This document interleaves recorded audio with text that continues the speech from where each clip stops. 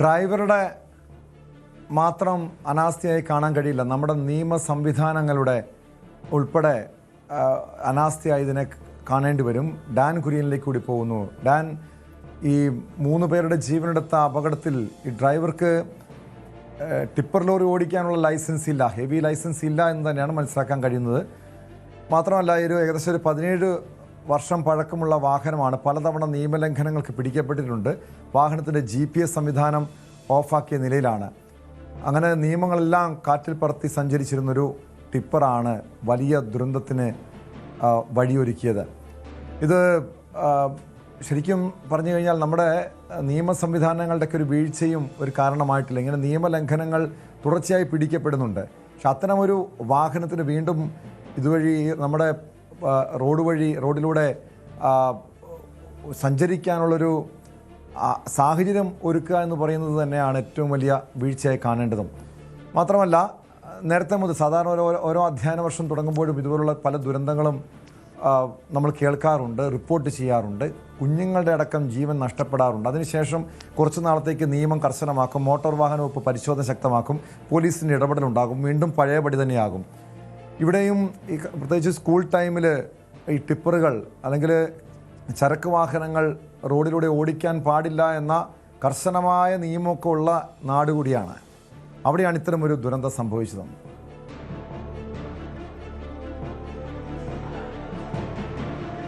കഴിഞ്ഞ June 1 school അധ്യയന വർഷം ആരംഭിക്കുന്നതിനോട് അനുബന്ധിച്ച് പോലീസിന്റെ സാന്നിധ്യത്തിൽ, പോലീസിന്റെ നേതൃത്വത്തിൽ സംസ്ഥാന തലത്തിൽ തന്നെ ലഹരി വിപത്തിനെതിരെ വലിയ തരത്തിലുള്ള പരിശോധനകൾ തുടങ്ങിയിരുന്നു. സമാന്തരമായ തരത്തിൽ അമിത വേഗത്തിൽ വാഹനങ്ങൾ പോകുന്നത് നിയന്ത്രിക്കുന്നതിന് വേണ്ടിയുള്ള പരിശോധനകളും എല്ലാ ജില്ലകളിലും ജില്ലാ പോലീസ് മേധാവിമാരുടെ അടക്കം നിർദ്ദേശത്തിന്റെ അടിസ്ഥാനത്തിൽ സ്കൂൾ പരിസരത്ത് പോലീസ് ഉദ്യോഗസ്ഥരുടെ സാന്നിധ്യമടക്കം ഉറപ്പുവരുത്തിക്കൊണ്ടാണ് അത്തരം പരിശോധനകൾ നടത്തുന്നത്. അങ്ങനെയാണ് ടിപ്പർ ലോറികൾക്ക് സമയക്രമം നിശ്ചയിക്കുന്ന സാഹചര്യം ഉണ്ടാവുകയും ചെയ്തത്.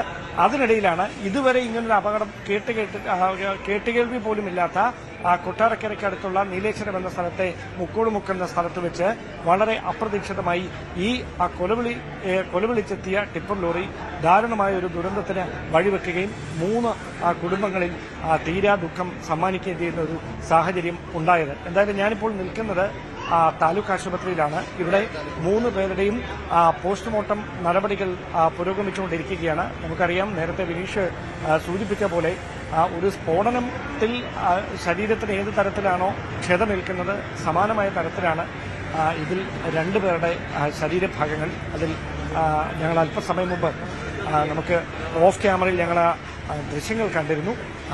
അതായത് അത് വിശേഷിപ്പിക്കാൻ കഴിയില്ല, അത്തരത്തിൽ ശരീരഭാഗങ്ങൾ അടർന്നു മാറി ചിന്നിച്ചെറിയ നിലയിലാണ് ഈ 10ാം ക്ലാസ് വിദ്യാർത്ഥിയുടെ മൃതദേഹം ഉണ്ടായിരുന്നത്. അവിടെ നിന്നത് ഓരോ ഭാഗങ്ങളായി എടുത്തു മാറ്റിയാണ് പിന്നീട് ഈ താലൂക്ക് ആശുപത്രിയിലേക്ക് ഇൻക്വസ്റ്റ് നടപടികൾക്ക് വേണ്ടി എത്തിക്കുന്ന സാഹചര്യം ഉണ്ടാകുകയും ചെയ്തത്. എന്തായാലും ഇൻക്വസ്റ്റ് നടപടികൾ ബന്ധുമിത്രാദികളുടെ സാന്നിധ്യത്തിൽ പൂർത്തിയാക്കിയതിനു ശേഷമാണ് പാരിപ്പള്ളി മെഡിക്കൽ കോളേജിൽ അടക്കം ഫോറൻസിക് സർജന്മാരെ സ്ഥലത്ത് എത്തിച്ച് ഇപ്പോൾ പോസ്റ്റ്മോർട്ടം നടപടികൾ ആരംഭിച്ചിരിക്കുന്നത്.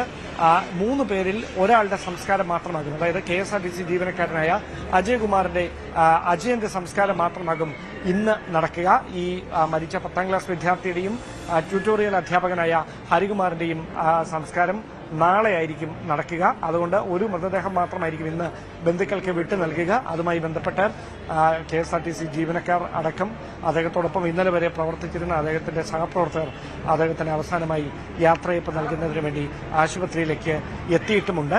എന്തായാലും ഇതുമായി ബന്ധപ്പെട്ട പോലീസും മോട്ടോർ വാഹന വകുപ്പും വിശദമായ പരിശോധനകൾ ആരംഭിച്ചിരിക്കുകയാണ്. പ്രാഥമികമായി നടത്തിയ പരിശോധനയിലാണ് ഈ നേരത്തെ 2 തവണ നടപടി നേരിട്ട ടിപ്പർ ലോറി തന്നെയാണ് ഇത്തവണയും ഈ അപകടത്തിന് വഴിവെച്ചിരിക്കുന്നത് എന്ന് കണ്ടെത്തിയിരിക്കുന്നത്. ഇതിന്റെ ടയറുകൾ തേഞ്ഞ നിലയിലായിരുന്നു. അതായത് ബ്രേക്ക് ചവിട്ടിയാൽ നിൽക്കാത്ത തരത്തിൽ ആ ടയറുകൾക്ക് നേരത്തെ തന്നെ ചില കേടുപാടുകൾ സംഭവിച്ചിട്ടുണ്ട്. അതിന്റെ GPS സംവിധാനം പ്രവർത്തിക്കുന്നുണ്ടായിരുന്നില്ല. അത് ബോധപൂർവം ഓഫ് ചെയ്തതാകാമെന്ന് തന്നെയാണ് പോലീസും MVDയും ഒക്കെ നടത്തിയ പരിശോധനയിലെ കണ്ടെത്തൽ. അതോടൊപ്പമാണ് ഹെവി ലൈസൻസ് ഇല്ലാത്ത വ്യക്തിയാണ് ഈ വാഹനം ഓടിച്ചിരുന്നത് എന്ന ഒരു കണ്ടെത്തലിലേക്ക് കൂടി എത്തിയിരിക്കുന്നത്. ഈ ഡ്രൈവറും അത്യാസന്ന നിലയിൽ തന്നെയാണുള്ളത്.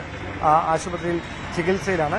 അതിനിടെയാണ് ഗുരുതരമായി പരിക്കേറ്റ ഒരു വിദ്യാർത്ഥിയെ വിദഗ്ധ ചികിത്സ നൽകുന്നതിന് വേണ്ടി മറ്റൊരു മെഡിക്കൽ കോളേജ് ആശുപത്രിയിലേക്ക് തിരുവനന്തപുരത്തേക്ക് മാറ്റുന്ന സാഹചര്യം ഉണ്ടായത്. അവിടെ പോലീസ് സുരക്ഷയിലാണ് വാഹനം കടന്നുപോയത്. കാരണം വലിയ തരത്തിൽ ഗതാഗത കുരുക്കുണ്ടാകാൻ സാധ്യതയുള്ള പാതയിലൂടെ വേണം, എംസി റോഡിലൂടെ വേണം ഈ ആംബുലൻസ് പോകാൻ. അവിടെ പ്രത്യേക സുരക്ഷയൊക്കെ ഒരുക്കിയാണ് വാഹനം മെഡിക്കൽ കോളേജ് ആശുപത്രിയിലേക്ക് ഇവിടെ നിന്ന് പുറപ്പെടുന്ന സാഹചര്യം ഉണ്ടായത്. എന്തായാലും ഇത് കേരളത്തിൽ കൊട്ടാരക്കരയ്ക്ക് അടുത്തുള്ള നീലേശ്വരം എന്ന സ്ഥലത്തുകൂടി ഓടുന്ന ഒരു ലോറിയെ മാത്രം ബാധിക്കുന്ന കാര്യമല്ല. സംസ്ഥാനത്തെ 14 ജില്ലകളിലും 140 മണ്ഡലങ്ങളിലും 940-ലധികം പഞ്ചായത്തുകളിലും സമാനമായ തരത്തിൽ നിയമവിരുദ്ധമായി ഓടുന്ന ടിപ്പറുകളുണ്ട്. ചീറിപ്പായുന്ന ടിപ്പറുകൾ ആർക്കു നേരെയും ഇന്നോ നാളെയോ ഒക്കെയായി പാഞ്ഞെടുക്കാം. അവിടെ ഒരു ദിവസത്തെ വൈകാരികമായ ഒരു പരിശോധനയല്ല ആവശ്യം, നിരന്തരമായ പരിശോധനയാണ് വേണ്ടത്. അവിടെയാണ് കാര്യക്ഷമമായ ഇടപെടൽ ഉദ്യോഗസ്ഥ തലത്തിലൊക്കെ ഉണ്ടാകേണ്ടത് അനിവാര്യമായി മാറുന്ന സാഹചര്യം ഉണ്ടായിരിക്കും. നമുക്കറിയാം, ഇതൊരു മത്സര ഓട്ടമാണ്. പ്രൈവറ്റ് ബസ്സുകളുടെ മത്സര ഓട്ടം പോലെ ഒരു മത്സര ഓട്ടമാണ് ടിപ്പറുകൾ നടത്തുന്നത്. കാരണം ഈ പറഞ്ഞിരിക്കുന്ന നിശ്ചിത സമയത്തിനുള്ളിൽ പരമാവധി ലോഡുകൾ ഒരു ലക്ഷ്യത്തിൽ നിന്ന് മറ്റൊരു ലക്ഷ്യത്തിലേക്ക് എത്തിക്കുക എന്ന ഒരു ദൌത്യം പൂർത്തിയാക്കാനാണ് ഈ ചീറിപ്പാഞ്ഞവർ ഇങ്ങനെ പോകുന്നത്. പക്ഷേ അതിന് കൊടുക്കേണ്ടി വരുന്നത് മനുഷ്യജീവനുകളുടെ ഒരിക്കലും തിരിച്ചെടുക്കാനാകാത്ത അത്ര വിലയുള്ള മനുഷ്യജീവനുകളാണ് എന്ന് മാത്രം.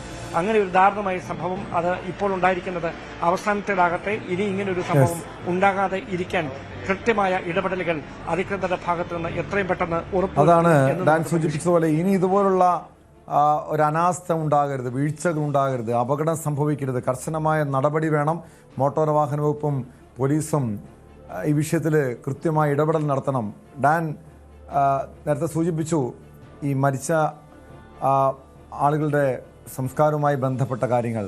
ഈ പരിക്കേറ്റവരുടെ അവസ്ഥയെക്കുറിച്ച് കൂടി അറിയണം. ഏകദേശം 10ഓളം പേർ ഈ അപകടം നടക്കുന്ന സമയത്ത് ബസ് സ്റ്റോപ്പിൽ ഉണ്ടായിരുന്നു എന്നാണ് മനസ്സിലാക്കുന്നത്. 5ഓളം പേരുടെ ആരോഗ്യനില ഗുരുതരമാണെന്ന് അറിയാൻ കഴിഞ്ഞിട്ടുണ്ട്. നിലവിലിതുമായി ബന്ധപ്പെട്ട വിവരങ്ങളുണ്ടോ? ഇവരുടെ ഈ ആരോഗ്യസ്ഥിതിയുമായി ബന്ധപ്പെട്ട ഒരു കൃത്യമായ വിവരം ലഭ്യമായിട്ടുണ്ടോ?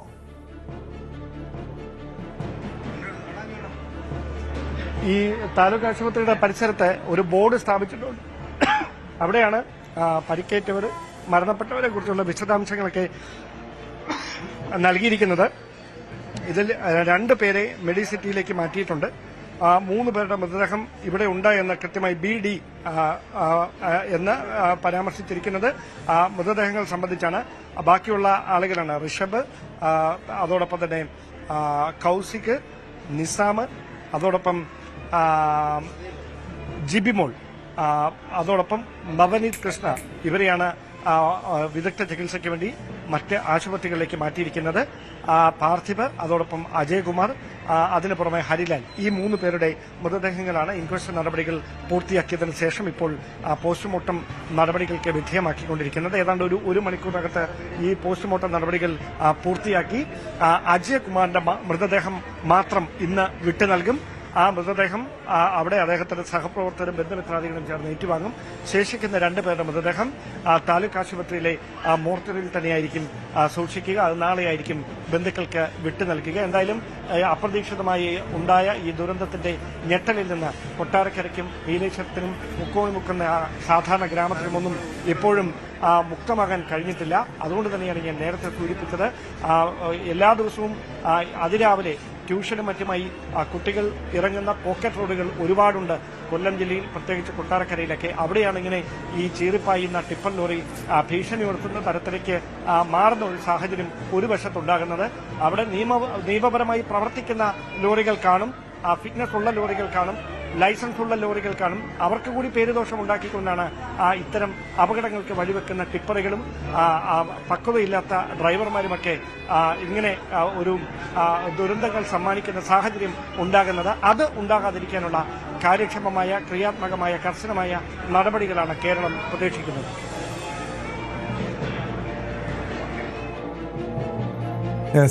വ്യക്തമാണ്. വിനീഷിലേക്ക് കൂടുതൽ വാർത്തകൾക്ക് News 18 Keralam YouTube channel subscribe ചെയ്യുക.